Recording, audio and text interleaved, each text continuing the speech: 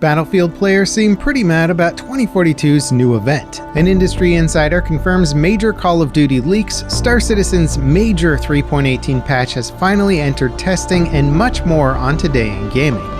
Hey guys, LevelCap here. Battlefield 2042 players are frustrated with the ongoing Liquidators event. Across Reddit and social media, the consensus is that the event is basically a cash grab. And before we get into those details, first I have a quick word from today's sponsor. I gotta say, these Cyberpunk hairstyles are really knocking it out of the park. If only it was this easy to have awesome hair in real life. Unfortunately, if you're a guy, there's a 2 in 3 chance that you're gonna experience some form of hair loss by the age of 35.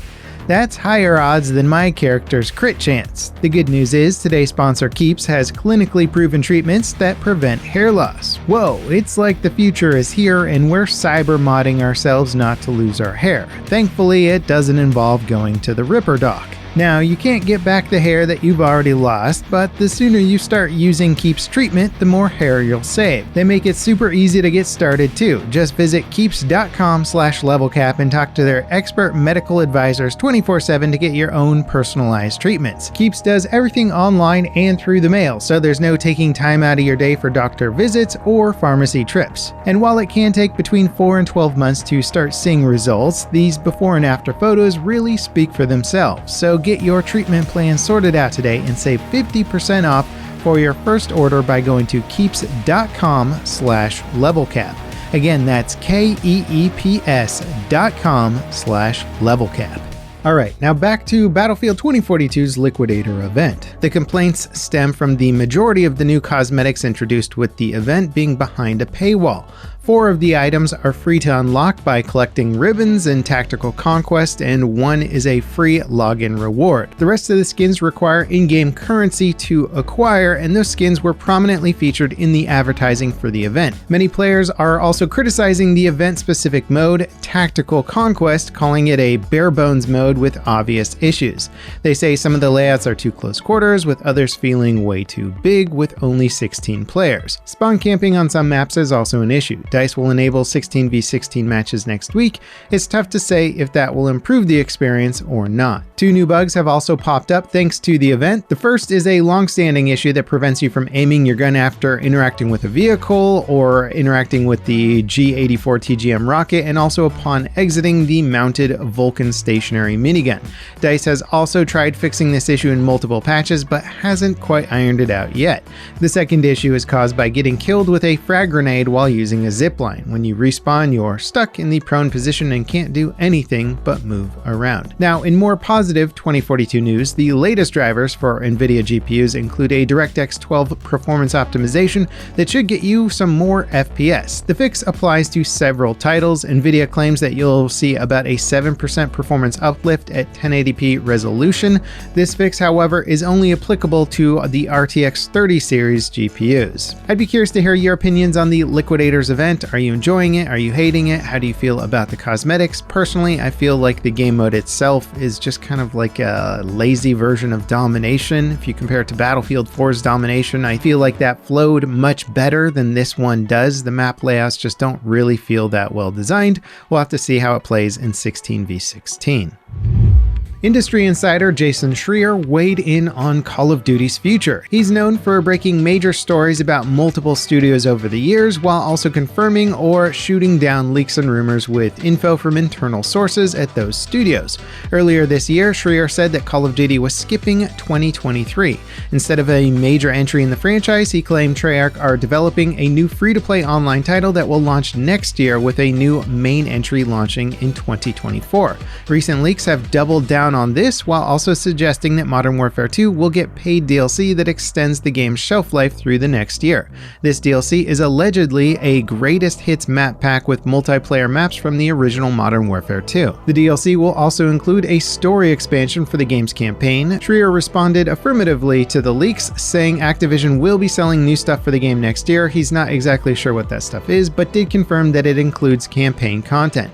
Activision claims that they'll have a premium and free-to-play Call of Duty experiences launching next year and beyond. UK regulators issued a series of concerns about the Xbox and Activision merger. Their latest filing says the deal will negatively impact competitors like PlayStation and could give Xbox an unfair advantage in the game streaming market.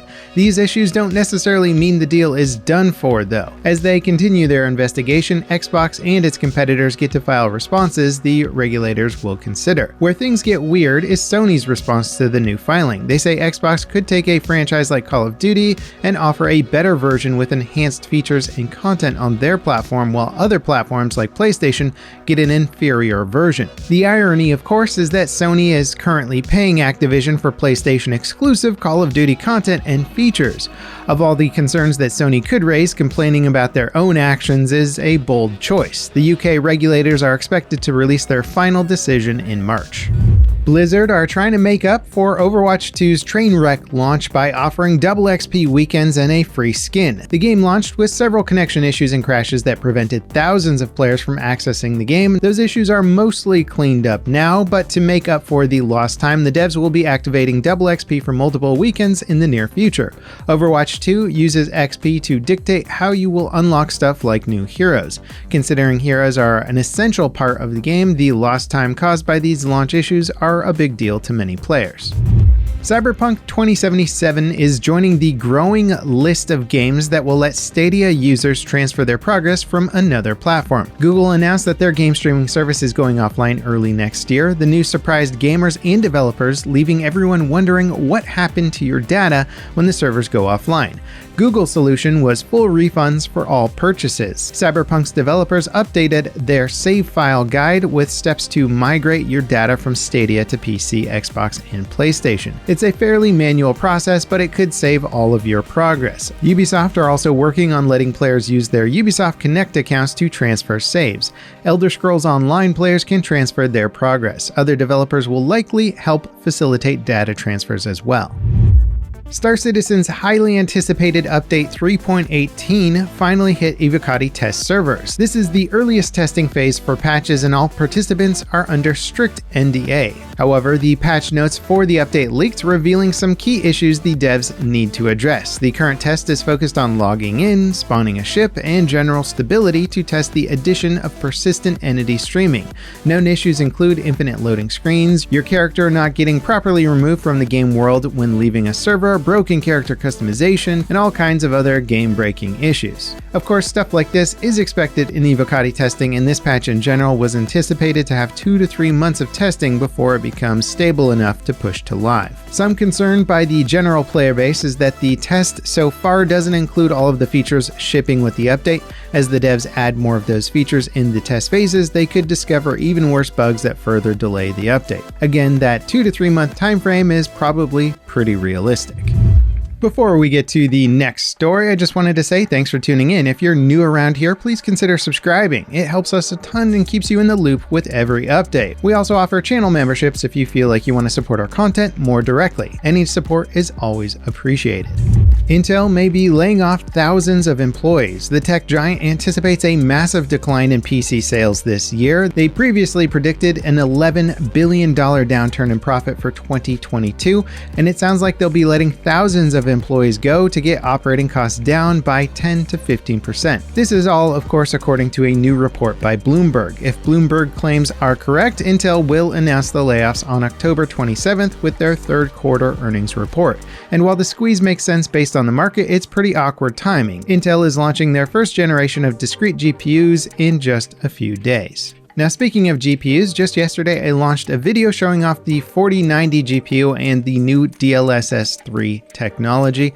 I think it's very impressive and has huge implications for the future of gaming over the next few years. The more games that support this DLSS 3 tech, specifically frame generation, it's going to be very impactful. I highly recommend checking out this video. It'll probably apply to your gaming experience over the next few years. As always, guys, thanks for watching, and I'll see you next time. This is Level Cap, signing off.